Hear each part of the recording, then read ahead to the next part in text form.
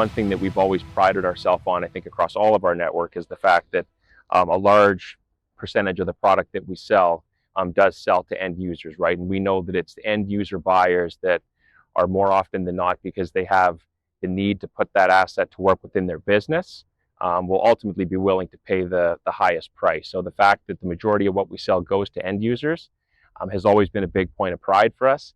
This site in particular, based on the size and strength of the local market, even through the ups and downs of the oil and gas economy, which is a huge driver here, a large percentage of what we've sold here has stayed here. And that truly is, I think, a testament to the might of the Western Canadian economy and the Alberta economy in particular. And the fact that a lot of the equipment, the trucks, the trailers that are used in this part of the world are spec'd in a way that's enviable to a lot of other buyers in other areas of the globe, North America in particular. But again, it's just the strength of what happens here dictates that a lot of what sells here stays here. We get a ton of participation from outside, obviously, across North America, across the globe, but it truly is surprising, particularly when you compare it to some of our other larger sites that see a lot of the equipment that sells get exported outside of that region. You look at Alberta as a bit of an anomaly in the sense that a lot of that stuff does stay local. Well, the funny thing is that we've got 12,000 lots thereabouts sitting in this yard here to sell. But in reality, what Ritchie Brothers truly sells is a service. What we provide is a service to those that need to buy and sell equipment.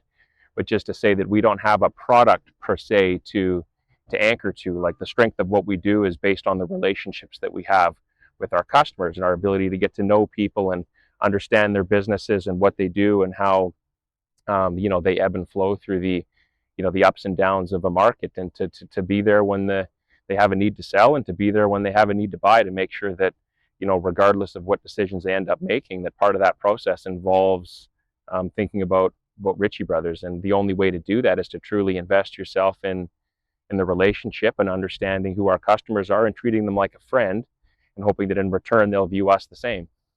I think the relationship is built in the in-between time. The second that you've got an opportunity to sign a contract with a customer, you go to work. The real work begins when the contract is signed. That's when we have to make sure that we deliver the highest level of service possible to that customer, and to do that again and again and again over the course of the life of that relationship. But the relationship is really built. The friendships, the trust, the rapport is formed in the in-between time, right? It's what do you do when there isn't an opportunity or a contract on the table? Are you there, getting to know them and to understand their businesses and the things that they do? Like I said, in that in-between time, right? That's when the trust is really shorn up, to make sure that when the need does come to sell, that you're top of mind, that you're the first phone call. Small sellers become large sellers, and I think that's an incredibly valid point, because we live and breathe this stuff every day. Again, you look at 10 or 12,000 lots across all the acres that we have here. Even for our customers, there are a lot of them that are very well versed in what we do. They look at this and they understand it. To somebody that's smaller, maybe just starting out, this is very daunting, right? You walk in the doors and there's just a lot going on. There's a lot of equipment in the yard. You have to understand sort of the lay of the land. So again, when you talk about the trust and getting to know somebody, it's making sure that smaller contractor, whether they're just starting out or they've been in industry for any length of time, it really doesn't matter. We want to get to know them and make sure that they enjoy the same level of service and develop the same level of comfort around our processes and our facilities that the folks that we've done business with for decades have.